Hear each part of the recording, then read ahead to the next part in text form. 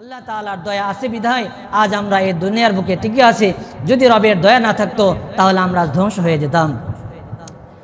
আমরা যে ধ্বংস হয়ে যেতাম, রবের দয়া যদি আমাদের প্রতি না থাকতো আমরা যে ধ্বংস হয়ে যেতাম, এই কথাটাও রব্বুল আলামিন সূরাতুল বাকারার 64 নম্বর আয়াতে বান্দাদেরকে এই কথাটাও জানিয়ে দিয়েছেন। সুবহানাল্লাহ।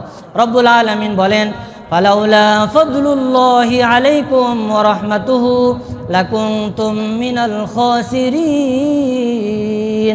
রব্বুল আলামিন বলেন, ফালাউলা ফাদলুল্লাহি আলাইকুম, তোমাদের উপরে যদি রবের দয়া রবের রহমত না থাকতো, লাকুনতুম মিনাল খাসিরিন, তোমরা ক্ষতিগ্রস্তদের অন্তর্ভুক্ত হয়ে যেতে। তাহলে আল্লাহ তাআলার দয়া আমাদের উপরে আছে না নাই বলেন? আছে।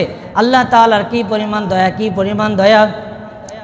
আল্লাহ রব্বুল আলামিন বান্দাকে কখনোই ঠকান না, সদা সর্বদা বান্দাকে বেশি বেশি দেওয়ার চিন্তা ভাবনা করেন। শুধুমাত্র আল্লাহ তাআলা চান বান্দা আমার কাছে ফিরে আসুক, আমি আল্লাহ তাআলা তাকে বেশি বেশি, কত বেশি যে দিব, আল্লাহ তার এই কথাটাও কোরআনুল কারীমের ভিতরে জানিয়ে দিয়েছেন। রব্বুল আলামিন সূরাতুল আনআমের 160 নম্বর আয়াতে এই কথাটাও বান্দাদেরকে জানিয়ে দিয়েছেন। রব্বুল আলামিন বলেন, মান জাআ বিল হাসানাতি ফালাহু আশরু আমসালিহা। রব্বুল আলামিন বলেন, বান্দা তুমি একটা নেক আমল করবে, আমি আল্লাহ রব্বুল আলামিন তোমার ওই একটা নেকির পরিবর্তে 10টা নেকি তোমার আমল নামায় লিখে দেব। সুবহানাল্লাহ। আর আল্লাহ তাআলা বলেন, ওমান জাআ বিস-সাইয়্যাতি ফালা ইউজজা ইল্লা মিসলাহা ওয়া হুম লা ইউযলামুন। আর যদি কখনো অপরাধ করে ফেলো, অন্যায় করে ফেলো, তাহলে একটা অন্যায়ের বিনিময়ে আমি একটা অপরাধী লিখি। তাহলে আল্লাহ তাআলার দয়া আছে না নাই বলেন?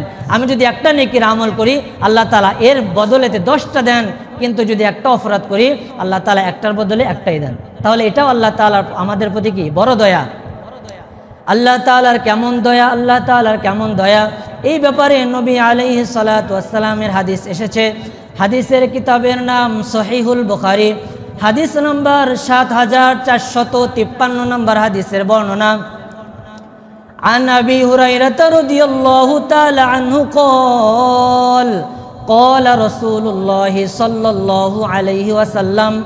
নবী আলাইহিস সালাতু ওয়াস সালামের জলিলুল কদর সাহাবী আসহাবে সুফফার একজন সদস্য আবু হুরায়রা। মুসলমানের ভিতরে এমন কোনো লোক নাই যে আবু হুরায়রা নাম শোনে নাই, এমন কেউ আছে বলেন? আমার জানা মতে নাই।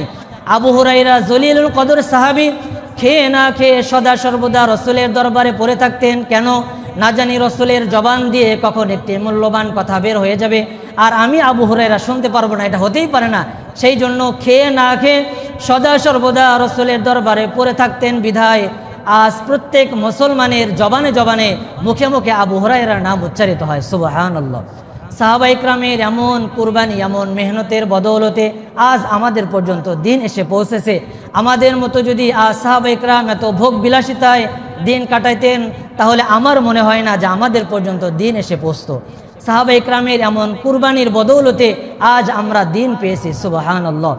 এমন জলিলুল কদর সাহাবী, তিনি হাদিস বর্ণনা করেন, রাসূলুল্লাহ সাল্লাল্লাহু আলাইহি ওয়াসাল্লাম বলেছেন, লাম্মা কদাল্লাহুল খালক, আল্লাহ রব্বুল আলামিন যখন এই পৃথিবী সৃষ্টি করা শেষ করলেন, সমাপ্ত করলেন, কাতাবা ইনদাহু ফাওকা আরশিহি, রব্বুল আলামিন আকাশের উপরে তার পাশে এই কথাটা লিখে রাখলেন যে ইন্না রহমাতি সাবাকাত গদাবি, যা আল্লাহ রব্বুল আলামিন রাসূলের মাধ্যম দিয়ে জানিয়ে দিয়েছেন।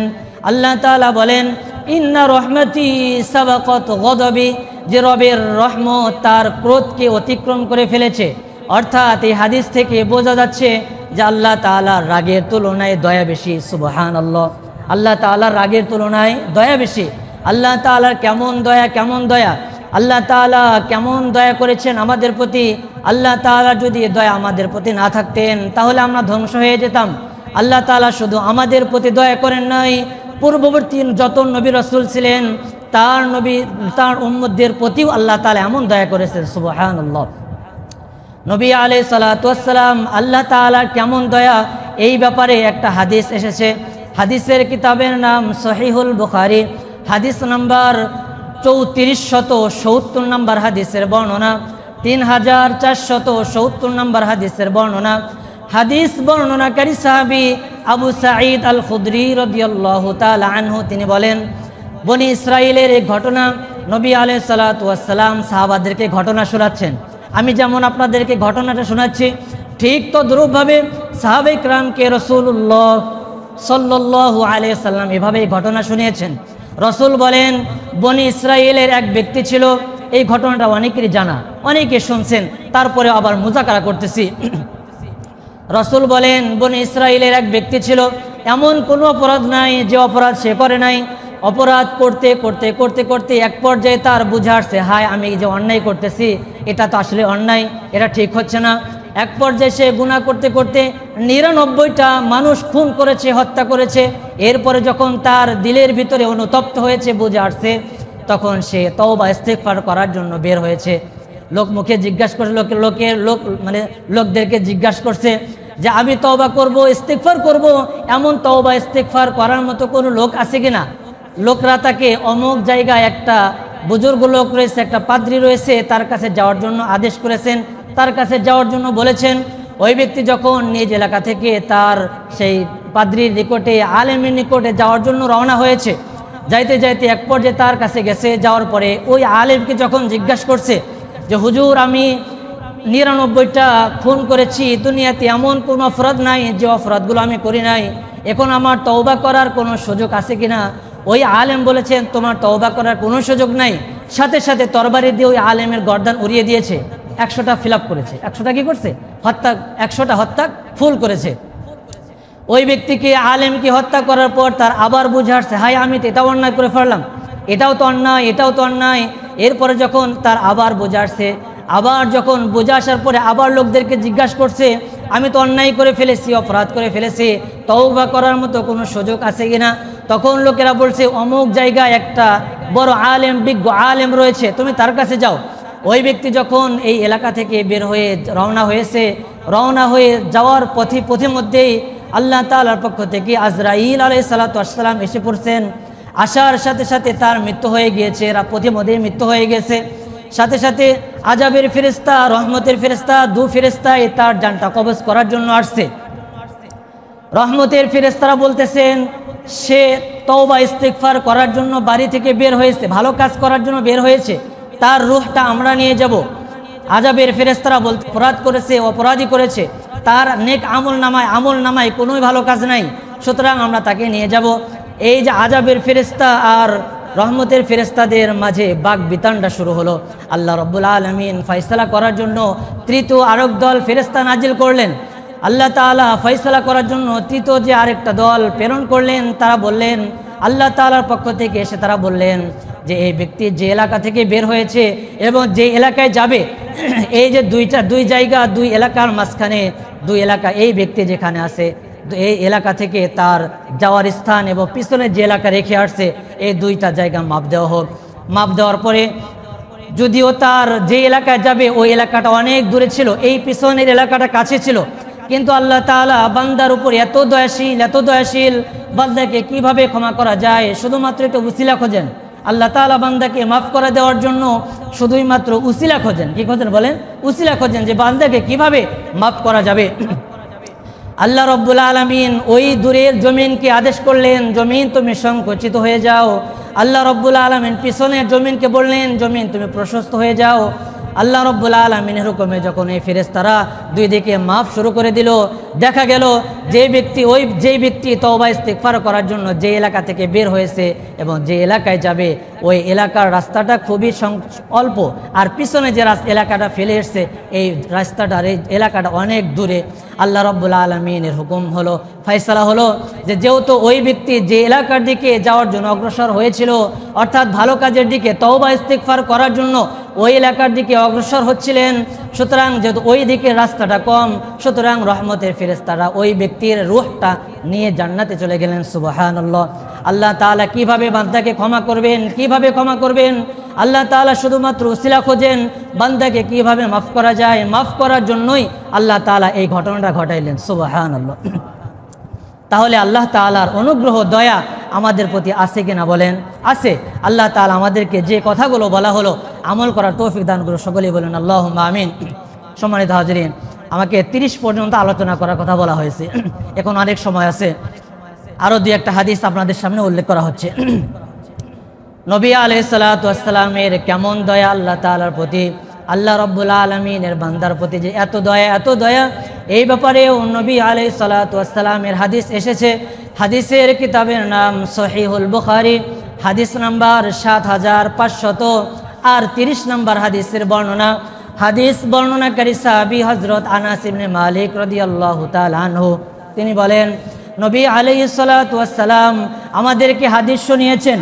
তিনি বলেন, ইযা তাকাররাবাল আবদু ইলাইয়া শিবরান, বান্দা যখন আমার দিকে এক বিগত অগ্রসর হয়, রব্বুল আলামিন বলেন তাকাররাবতু ইলাইহি যিরাআন, ওই বান্দার দিকে আমার রহমত এক হাত অগ্রসর হয়ে যায়। সুবহানাল্লাহ।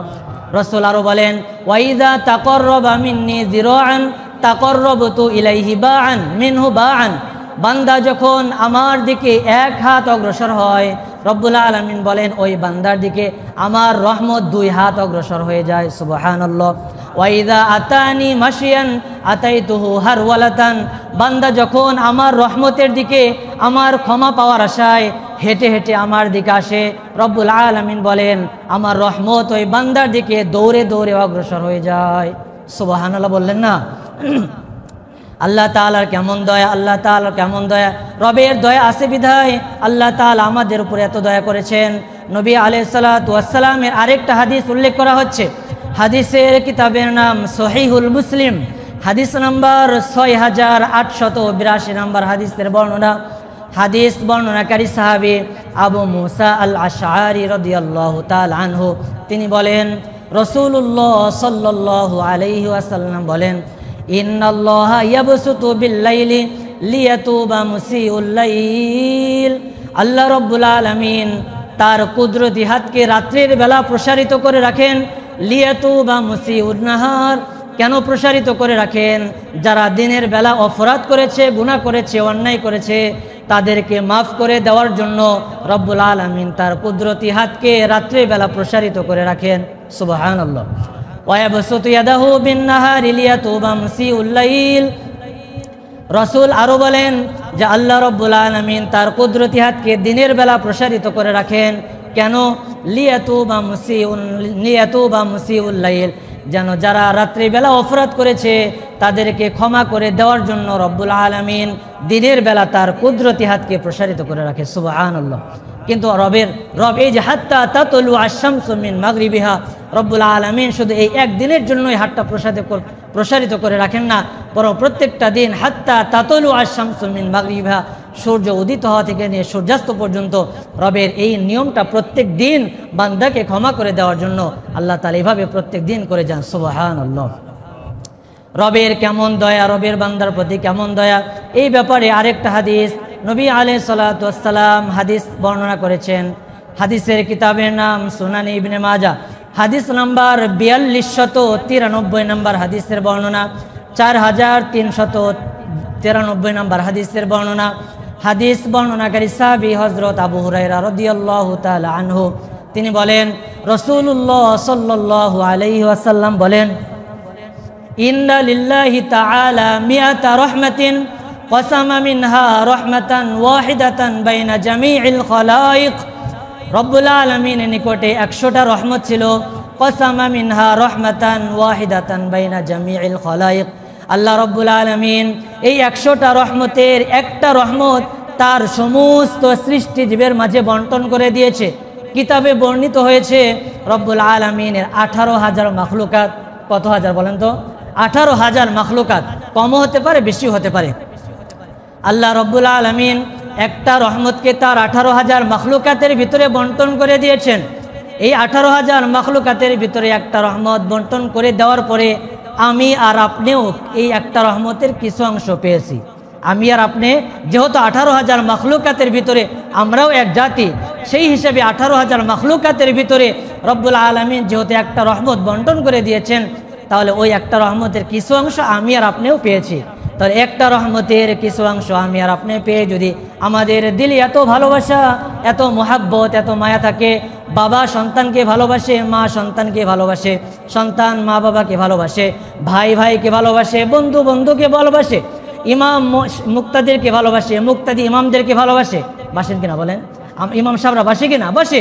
ভালোবাসা আছে বিদায় এই দুনিয়া টিকে আছে। আল্লাহ তাআলা রাসূল বলেন যে আল্লাহ তাআলা এই একটা রহমত তার 18,000 মাখলুকাতের ভিতরে বন্টন করে দেওয়ার পরে আমি আপনি একটা অংশের কিছু অংশ পেয়েছি। কিছু অংশ পাওয়ার পরে আমাদের দিলে এত ভালোবাসা, এত মোহাব্বত। আল্লাহ রব্বুল আলামিন যে আল্লাহ রব্বুল আলামিন ওয়া আখরাল্লাহু 99 রহমাতান ইয়ারহামু বিহা ইবাদাহু ইয়াউমাল কিয়ামা। আল্লাহ রব্বুল আলামিন যে আল্লাহ রব্বুল আলামিন 99টা রহমত নিজের কাছে রেখে দিয়েছেন, সেই আল্লাহ রব্বুল আলামিনের কেমন দয়া, সুবহানাল্লাহ। একটা রহমতের কিছু অংশ আমি আপনি পেয়ে যদি আমাদের দিলে এত ভালোবাসা থাকে, তাহলে যেই আল্লাহ রব্বুল আলামিন নিজের কাছে 99টা রহমত রেখে দিয়েছেন, 99টা রহমত রেখে দিয়েছেন, ওই আল্লাহ তাআলার কেমন দয়া, ওই আল্লাহ তাআলার কেমন দয়া, সুবহানাল্লাহ। আল্লাহ রব্বুল আলামিন সেই মায়ার ডাক দিয়ে বান্দাদেরকে ডাক দিয়ে বলেছেন সূরাতুল ইনফিতারের 6, 7, 8 নম্বর আয়াতে রব্বুল আলামিন বলেন, ইয়া আইয়ুহাল ইনসান মা গররাকা বিরব্বিকাল কারীম আল্লাযী খালাকাকা ফাসাওয়াকা ফাআদালাক ফি আইয়ি সূরাতিন মা শাআ রাক্কাবাক। রব্বুল আলামিন বলেন, হে মানুষ সকল, ইয়া আইয়ুহাল ইনসান মা গররাকা বিরব্বিকাল কারীম, কোন জিনিসের মায়ায় পড়ে, কোন জিনিসের মোহে পড়ে তুমি সেই রব্বে কারিমকে ভুলে গেলে? যে রব তোমাকে এত দয়া করলো, যে রব তোমাকে এত মায়া করলো, দুনিয়ায় এসে তুমি সেই রবকে ভুলে গেলে? দুনিয়াতে কোন জিনিসের মায়ায় পড়ে এমন তুমি কি দুনিয়াতে দেখলে? শুধুই দুনিয়া, শুধুই দুনিয়া। দুনিয়ার পেছনে পড়ে তুমি সেই কারিম রবকে ভুলে গেলে, যে রব তোমাকে এত দয়া করলেন, এত মায়া করলেন। আল্লাযী খালাকাকা ফাসাওয়াকা ফাআদালাক, আল্লাহ রব্বুল আলামিন তোমাকে সুঠাম দেহের অধিকারী বানাইলেন, তোমাকে সুন্দর আকৃতির সৃষ্টি করলেন। ফি আইয়ি সূরাতিন মা শাআ রাক্কাবাক, তিনি যেমন চাইলেন তেমন তিনি তোমাকে বানাইলেন। আর তুমি সেই রবকে তুমি ভুলে গেলে, সেই রবকেই ভুলে গেলে তুমি দুনিয়াতে এসে। কোন জিনিসের মায়ায় পড়ে সে কালিম রবকে তুমি ভুলে গেলে? আল্লাহ রব্বুল আলামিন যেন বলেন সূরাতুল হাদীদের 16 নম্বর আয়াতে বান্দাদেরকে ডাক দিয়ে বলেন, আলাম ইয়ানি লিল্লাযীনা আমানু আন তাখশা কুলুবুহুম লিযিকরিল্লাহ। বান্দা, এখনো কি রবের ভয়ে তোমার দিলটা কেঁপে ওঠার সময় হলো না? আর কত, আর কত, শুধুই দুনিয়া, শুধুই দুনিয়া। তোমার চোখের সামনে দিয়ে তোমার মায়ের লাশটা কবরে পৌঁছাইলাম, তোমার চোখের সামনে দিয়ে তোমার বাবার লাশটা কবরে পৌঁছাইলাম, তোমার চোখের সামনে দিয়ে তোমার কত আত্মীয় স্বজন কবরে গেল, এখনো তুমি ঠিক হলে না? শুধুই দুনিয়া, শুধুই দুনিয়া, শুধুই দুনিয়া। দুনিয়া শেষ হয়ে যাবে, দুনিয়া শেষ হয়ে যাবে। এই ক্ষণস্থায়ী দুনিয়ার জন্য যদি সকাল থেকে সন্ধ্যা, সন্ধ্যা থেকে সকাল এত মেহনত, এত পরিশ্রম করতে হয়, তাহলে যেই আখিরাতের জীবন, কবরের জগৎ, যার শুরু রয়েছে শেষ নাই, তাহলে সেই অনন্তকালের জন্য আমাদের কি পরিমাণ প্রস্তুতি গ্রহণ করা দরকার বলেন? এই ক্ষণস্থায়ী দুনিয়ার জন্য যদি সকাল থেকে সন্ধ্যা, সন্ধ্যা থেকে সকাল মাথার ঘাম পায়ে ফেলে এত পরিশ্রম করতে হয়, এত মেহনত করতে হয়, তাহলে যে কবর জগৎ, হাসরের জগৎ, জান্নাত, জাহান্নাম, যার শুরু রয়েছে শেষ নাই, তাহলে এই অনন্ত জিন্দেগির জন্য কি পরিমাণ আমাদের মেহনত করা দরকার। মেহনত করবো তো ইনশাল্লাহ। আমাদের এই আখিরাতের জিন্দেগি কীভাবে সুন্দর হয়, আখিরাতের জিন্দেগি কিভাবে সুন্দর হয়, কবর জগৎ কিভাবে সুন্দর হয়। আল্লাহ তাআলা আমাদেরকে যে কথাগুলো বলা হলো, আখিরাতের এই ক্ষণস্থায়ী দুনিয়া থেকে, আখিরাতের অনন্তকালের জীবন, কবরের জগৎ, এই দুনিয়া থেকে প্রস্তুত করে নিয়ে আখিরাতের অনন্তকাল পাড়ি দেওয়ার তৌফিক দান করুক। সকলেই বলেন আল্লাহুম্মা আমিন। আল্লাহ তাআলা আমাদেরকে যে এই যে এত মহাব্বত করেন, এত ভালোবাসেন, সেই কিতাবের নাম সুনানু তিরমিজি, হাদিস নাম্বার 3490 নম্বর হাদিসের বর্ণনা, 3490 নম্বর হাদিসের বর্ণনা। হাদিস বর্ণনাকারী সাহাবী আবু দারদা রাদিয়াল্লাহু তাআলা আনহু তিনি বলেন, নবী আলাইহিস সালাতু ওয়াস সালাম আমাদেরকে একটি হাদিস শুনিয়েছেন। এই যে বান্দার উপরে আল্লাহ তাআলার এত দয়া, এত মায়া, আল্লাহ তাআলা বান্দাকে কত ভালোবাসেন, এত মায়া করেন, এত মায়া মোহাব্বত করেন, তাহলে যে আল্লাহ তাআলা আমাদেরকে এত ভালোবাসেন, এত মোহাব্বত করেন, সেই আল্লাহ তাআলার ভালোবাসা অর্জন করার দরকার আছে না নাই বলেন? আল্লাহ তাআলার ভালোবাসা অর্জন করার দরকার আছে। এই জন্য নবী আলাইহিস সালাতু ওয়াস সালাম আমাদেরকে আল্লাহ তাআলার ভালোবাসা কিভাবে অর্জন হবে এই জন্য একটা দোয়া শিখিয়েছেন। সুবহানাল্লাহ। এখন আপনাদের সামনে এই দোয়াটা উল্লেখ করা হবে। নবী আলাইহিস সালাতু ওয়াস সালাম বলেন, কানা মিন দুআই দাউদ আলাইহিস সালাতু ওয়াস সালাম ইয়াকুল নবী দাউদ আলাইহিসসালাতু ওয়াসসালাম আল্লাহ তাআলার কাছে যতগুলো দোয়া করেছেন, এর ভিতরে একটা দোয়া হলো এই। নবী আলাইহিসসালাতু ওয়াসসালাম তার উম্মতদেরকে শিখাচ্ছেন। নবী আলাইহিসসালাতু ওয়াসসালাম বলেন, আল্লাহুম্মা ইন্নী আসআলুকা হুব্বাক, রব্বুল আলামিন আমি আপনার ভালোবাসা চাই, ওয়া হুব্বা মা ইউহিব্বুক, এবং যারা আপনাকে ভালোবাসে তাদের ভালোবাসা আমি চাই, ওয়াল আমাল আল্লাযী ইউবাল্লিগুনি হুব্বাক, এবং এমন আমল করার ক্ষমতা শক্তি আমি চাই যে আমল করার দ্বারা আপনার ভালোবাসা পর্যন্ত পৌঁছানো যায়। সুবহানাল্লাহ। আল্লাহুম্মা ইজআল হুব্বাক আহাব্বা ইলাইয়া মিন নাফসি ওয়া আহলি ওয়া মিনাল মাইল বারিদ, রব্বুল আলামিন আপনার ভালোবাসা আমার নফসের, আমার জীবনের থেকে, আমার পরিবার পরিজন, ঠান্ডা পানির থেকেও বেশি প্রিয় বানিয়ে দেন। সুবহানাল্লাহ। তাহলে আল্লাহ তাআলার ভালোবাসা পাওয়ার জন্য আমরা এই দোয়াটা করবো তো ইনশাআল্লাহ? ইনশাআল্লাহ বলেন না ইনশাআল্লাহ? আচ্ছা, এখন সকলে আমার সাথে সাথে এই দোয়াটা একবার পড়েন। আল্লাহুম্মা ইন্নী আসআলুকা হুব্বাক ওয়া হুব্বা মা ইউহিব্বুক ওয়াল আমাল আল্লাযী ইউবাল্লিগুনি হুব্বাক, আল্লাহুম্মা ইজআল হুব্বাক আহাব্বা ইলাইয়া মিন নাফসি ওয়া আহলি ওয়া মিনাল মাইল বারিদ। আল্লাহ তাআলা আমাদেরকে আমল করার তৌফিক দান করুক। সকলেই বলেন আল্লাহুম্মা আমিন।